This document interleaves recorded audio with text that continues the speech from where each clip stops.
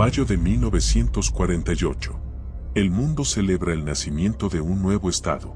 Pero, ¿qué fuerzas ocultas manipularon los hilos del poder para hacerlo posible? ¿Por qué Washington ignoró las advertencias de sus propios espías y expertos? Hoy, desenterramos la historia que nunca te contaron. Hola, curiosos de la historia.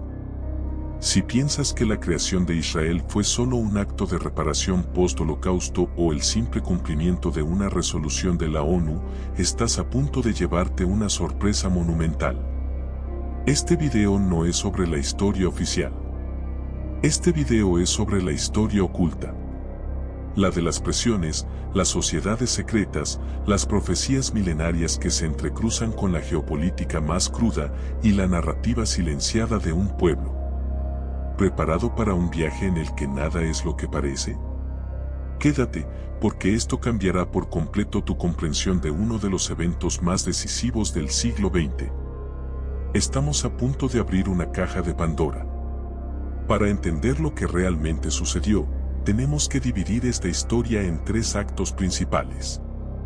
3 capítulos entrelazados que forman una verdad incómoda y compleja. Acto 1. La maquinaria política oculta. Empecemos en los pasillos del poder en Washington, D.C., justo después de la Segunda Guerra Mundial. La imagen que tenemos es la de Harry Truman, apoyando casi de forma natural la creación de un hogar para el pueblo judío. Pero los documentos y análisis de la época, como los que recoge exhaustivamente la investigadora Alison Weir, pintan un cuadro radicalmente distinto. El secretario de Estado, Dean Acheson, y prácticamente todo el aparato diplomático y militar de Estados Unidos, advertían con vehemencia: crear un Estado judío en una tierra ya poblada por árabes durante siglos sería un error catastrófico. Un peligro para los intereses occidentales en Oriente Medio. Preveían, con una claridad asombrosa, el conflicto eterno que se desataría. Entonces, ¿por qué Truman hizo caso omiso? La respuesta no está en los libros de texto, sino en el inmenso y sofisticado lobby pro-israelí que ya en los años 40 operaba con una potencia abrumadora. Weir habla de organizaciones sionistas bien financiadas y hasta de una sociedad secreta en la que estaba involucrada una figura de la talla de Louis Brandeis, juez del Tribunal Supremo de los Estados Unidos. Fue un bombardeo constante de presión política, mediática y económica. Una campaña que supo capitalizar la comprensible culpabilidad occidental tras el Holocausto, pero que iba mucho más allá. El objetivo no era solo conmover, sino influir decisivamente. Y lo lograron. La historia oficial borró estas advertencias y estas presiones. Nos vendieron una narrativa simple, limpia.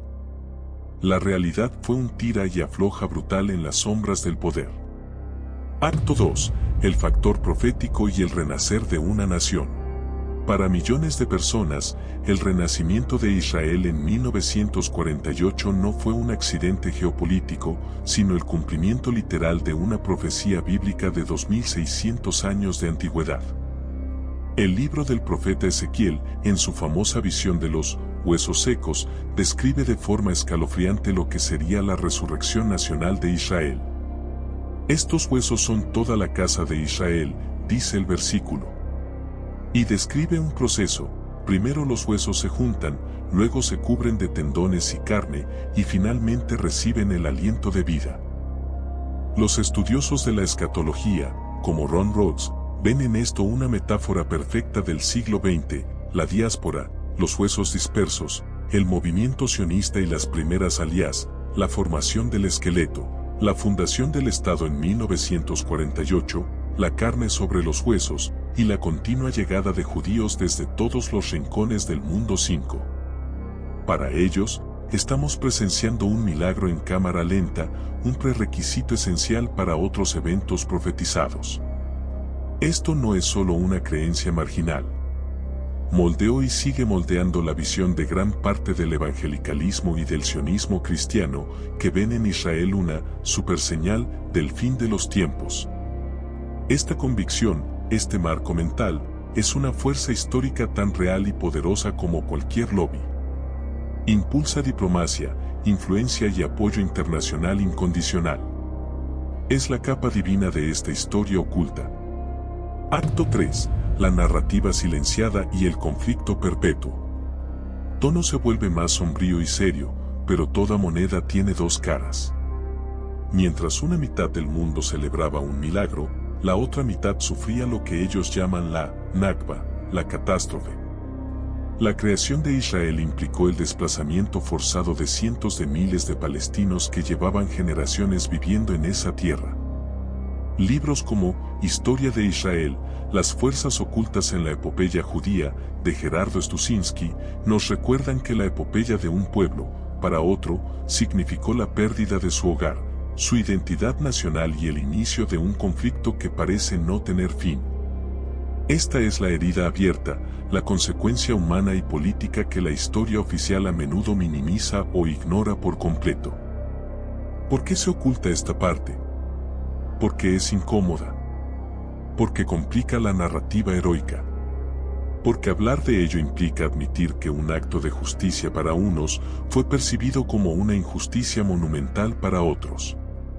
Los que, como Weir, han intentado sacar esto a la luz, hablan de haber sufrido ataques verbales y amenazas económicas para ser silenciados.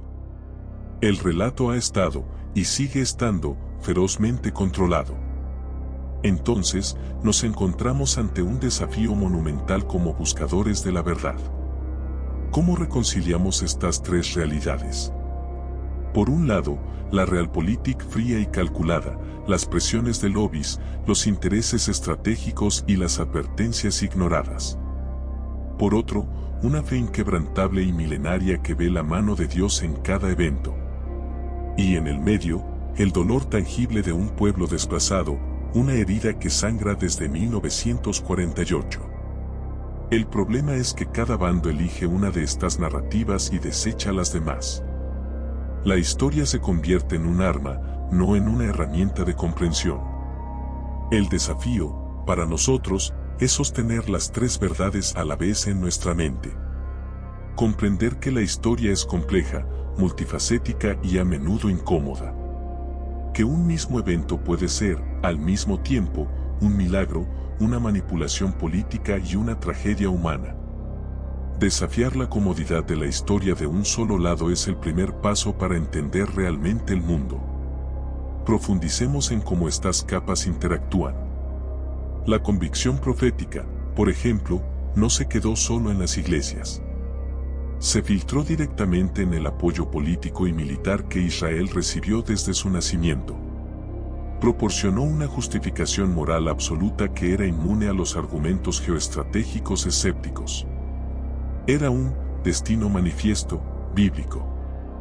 Al mismo tiempo, el lobby sionista, documentado en 3, supo aprovechar este sentimiento, pero también operó con las herramientas mundanas del poder, relaciones públicas, financiación y acceso a los medios. Crearon una narrativa pública impecable mientras manejaban los hilos en privado. Y en Palestina, la población local, ajena por completo a estos juegos de poder transatlánticos y a estas guerras de narrativas divinas, se convirtió en el daño colateral de un proyecto mucho más grande que ellos. Su historia fue borrada del relato principal, convertida en un obstáculo o en un simple dato estadístico. Como señala Stuczynski, fue el punto de partida para la creación de una nueva identidad nacional, la Palestina, forjada en el exilio y la resistencia. Estas tres fuerzas no corren en paralelo, chocan, se entrelazan y se alimentan entre sí, creando el bucle de conflicto y incomprensión que llega hasta las noticias de hoy. El momento clave, el punto de no retorno, fue aquel 14 de mayo de 1948. David Ben-Gurión leyendo la Declaración de Independencia. Pero el clímax real no fue esa ceremonia. El verdadero clímax fue la inmediata invasión por los ejércitos de 5 naciones árabes. Fue el instante en el que las advertencias de Dean Acheson se hicieron realidad instantáneamente. Fue el momento en que la profecía bíblica se enfrentó a la cruda realidad de la guerra moderna. Y fue el evento que solidificó la Nakba, convirtiendo el desplazamiento en un éxodo masivo y traumático. En ese preciso instante, las tres narrativas ocultas estallaron a la vez con una fuerza brutal, la profecía se cumplía en medio de la sangre y el fuego, la maquinaria política veía confirmados sus peores temores, y el pueblo palestino sufría la consecuencia definitiva. Todas las piezas del rompecabezas del conflicto moderno encajaron ese día. No empezó entonces, pero se definió para siempre. Entonces, ¿qué es lo que los libros de historia ocultan sobre el renacer de Israel? Ocultaron tres cosas. La oposición interna, nos ocultaron las feroces advertencias dentro del propio gobierno de Estados Unidos y las intensas presiones de lobbies que ignoraron esa oposición. El marco profético, minimizaron el papel crucial de la interpretación profética cristiana y judía como motor ideológico y de soft power que hizo el evento no solo posible, sino inevitable para millones. La otra cara de la moneda, borraron, silenciaron o minimizaron la catástrofe palestina, la Nakba, y la presentaron como un mero efecto secundario de la guerra, y no como una consecuencia directa y previsible de la creación del Estado. La creación de Israel no fue un acto simple. Fue un evento complejo, layered, cargado de moralidad ambigua, donde lo divino, lo político y lo humano chocaron con una fuerza que aún resuena hoy. La historia no tiene una sola verdad, tiene muchas. Y solo abrazando esa complejidad, podremos alguna vez esperar entenderla, y quizás, encontrar un camino a la paz.